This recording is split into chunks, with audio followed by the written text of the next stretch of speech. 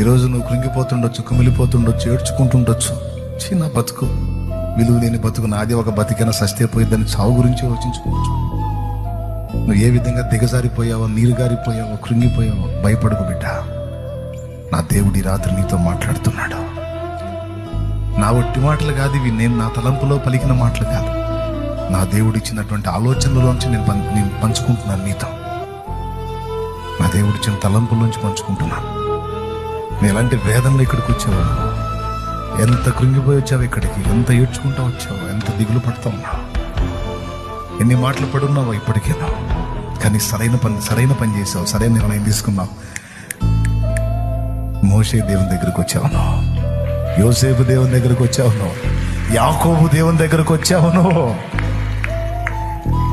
సరైనోడి దగ్గరికి వచ్చావును.